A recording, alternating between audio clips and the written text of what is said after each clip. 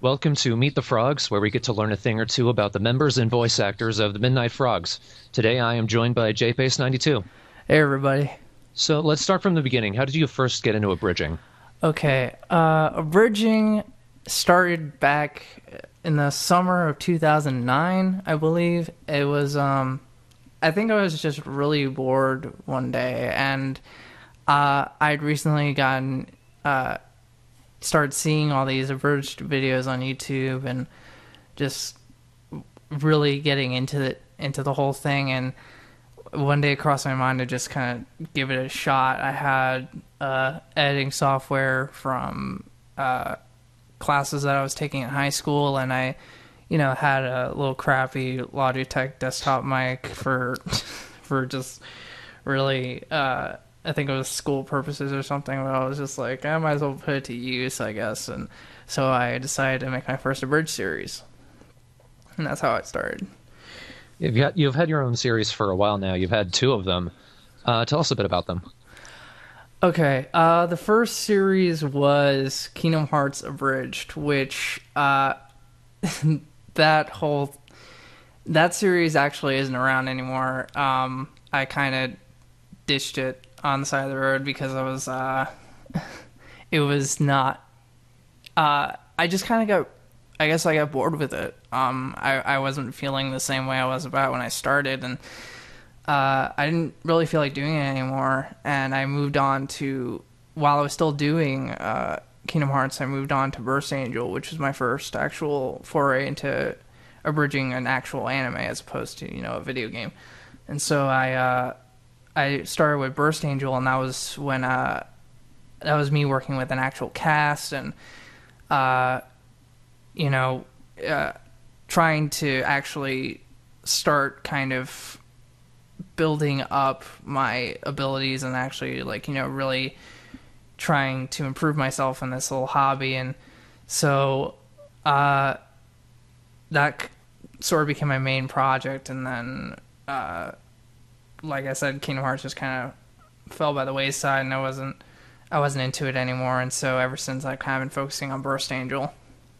Yeah, I wondered what had happened with Kingdom Hearts. I saw you'd had some of the episodes, but it was just way back, like years ago. Yeah, it was because when I started abridging, I wasn't sure what to do to stand out and to make myself, and there were quite a few anime, but actually at the time I didn't have access to footage that wasn't just kind of that I would have to find in torrents or something, and I didn't want to do that. So instead I decided to go for Kingdom Hearts because at the time it still is one of my favorite video game franchises, and I was a pretty big fanboy at the time, and so I decided to kind of in a way contribute to the fandom by making Kingdom Hearts Abridged. And it was good for a while, and I look back on the old episodes actually from time to time, and they're funny in that way where you look back at something just like, holy crap, I can't believe I thought this was good. Everybody goes through that. Yeah, it was. I couldn't so many jokes that weren't I've just blatantly rip jokes off from other people and try to and it was all over the place, and it was just I suppose you could say in the best of terms it had a charm to it in a way, but it was really still kind of painful to sit through. And time and again I've thought about going back and addressing it again, but then the idea kind of wanes back and forth, and I'm just like, do I really want to? I don't know. And so to this day I haven't revisited it, but I don't know, anything is open. You mentioned why you did Kingdom Hearts. Why did you decide to go with Burst Angel? With Burst Angel, actually that was just on a whim. One day I was looking through anime or looking for something to watch, and I think I found it on Funimation's YouTube channel or something. I was just looking for random stuff to watch, and I found Burst Angel, and the watching it at first, it kind of struck me as something kind of different than some of the other stuff I've seen. It kind of had this kind of cool Old West kind of style to it that kind of drew me, but the more I watched it, the more it was the flaws started to show, and I could really see this isn't really a great piece of work, but it is right for parody, and it did. Part of what kind of sold me was it had literally never been abridged before, and that was like something that blew me away. It was just like there's a series that hasn't been abridged yet. Like this hobby's been around since 2007, and this one hasn't been touched yet. And in fact, I don't think it's still been done since I started, which is weird, and I don't know why, because I must, and I know I've talked to other people who've wanted to abridge it, but they've never gotten around to it, so I don't know. Like, is it really that obscure? It's not like it strikes me. I don't know. I guess it is. It's. I guess it can be kind of lost amongst the Funimation dubbed shows that are all over their channel and stuff like that. And I mean, obviously it has its fans, but I guess it's one of those lesser known shows, or one of those shows that people just kind of see and they forget, like they forget exists. But I don't know. It's just a weird kind of quirk there that always kind of struck me. Now, Burst Angel Abridged is currently undergoing a reboot. Why did you decide to do that? Honestly, it was, looking back, the show wasn't going in the direction I had wanted. I think part of the problem that was happening was a lot of the episodes didn't seem to gel together. The characters didn't really progress anywhere. And a lot of times the characters ended up as kind of just joke dispensers that didn't really have any kind of, like, there were traits in there, but it wasn't as, the characters weren't as clearly defined as I kind of wanted. And I kind of look back and I realized that there was more I could do, and I could take much more liberties than I had taken, and I kind of wanted to, try and almost make it more of an actual series where things progress and characters grow and plot actually happens, and but with a comedic take, and because I kind of wanted to kind of challenge myself in that sense, and with the new series, or with the new reboot, I kind of decided, changing cast and just a change in style, that more as opposed to, because with what I did with Burst Angel a lot, or that I felt I did, was I tried to experiment with different kinds of styles in terms of writing, and it wasn't as consistent. And so I decided to just kind of go, you know what, I think I know what I'm best at writing, and I'm going to try my best to highlight that with this. And so that's why I decided to go for the reboot. That's pretty cool. I'm looking forward to it, and I say that fully aware that I narrate it, but yeah, I'm looking forward to it too, as soon as I can actually get it done. Yeah. Are there any other projects you're involved in? Well, aside from the obvious, the Midnight Frogs, in terms of current projects, the only thing I'm really doing right now, which has kind of been like it's actually almost coming to a conclusion, is this Devil May Cry fan dub that I'm a part of, where I voiced the main character Dante, which I didn't start off at first. For the first few parts of it, it was voiced by someone else, and then I was the understudy, and then the main voice actor had to drop out, so I took over, and for the next 15 parts, I have been voicing him, and so that's been my other main voicing role outside of my own projects that I've been working with, and other than that, nothing really new. But we'll see if that changes. I don't know. Are you open for auditioning for new parts? I'm definitely open. In fact, I've auditioned for a couple new parts this past week for other Abridged series from somewhat well-known Abridgers, mainly on the Abridged forums. But I don't know if I've gotten the parts yet. They're still going through auditions.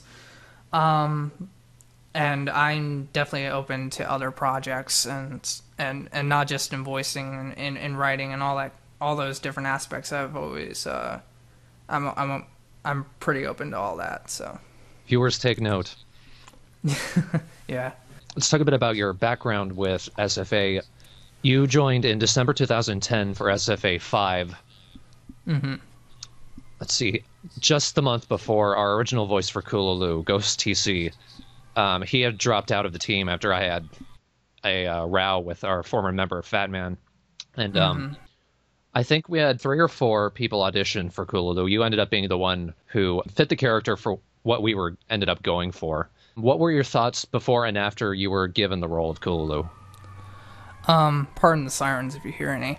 What I was thinking before, honestly, the first thought that came to my head is there's no way I'm getting this part. There's no way. I'm sure there's plenty of other better talents for this. And then so honestly, like I was just kind of like expecting like, well, I'll give it a shot. Might as well. I mean, what's the worst that can happen? And then, as luck would have it, I got casted. And then after I was given it, I was just kind of like, wait, is this real? Like, like, did this actually?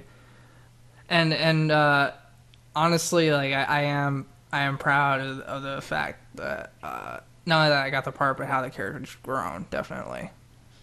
I think you voicing the character kind of directed him in this personality that we had intended for him when we started. This kind of apathetic asshole, just doesn't care. Because when he came in, we were trying to give him more of that intentional creepiness. Yeah. Which he did go in for a while, but then it turned back to just shoot him. I'm going to be in my base. Yeah, I've heard that a couple times actually, and honestly, that makes me even more glad to be involved because it's definitely a great feeling to know that you helped shape a character in a way, and you helped direct something, like you helped put it in a certain direction, and you know, even if I'm known throughout the rest of my internet life, however long that's going to be, as you're that guy who voices that creepy frog with the lotion, right? Like, I definitely wear that with pride. Were you a fan of the series before you joined? Yes, I was actually, and that's actually how I learned about the auditions. Because I was frequenting, however you say that word, the Abridged forums, and which I believe is where you posted the auditions, if I'm not mistaken. Oh no, it was Box of Danger. Oh yeah, it was Box of Danger. Never mind. It was because I did frequent that forum for a while as well. And yeah. when I and before that, I was following the series actually from the first episode, which I had saw posted somewhere, and I thought your pilot was great, even though by now you obviously disagree. I appreciate your thoughts at the time.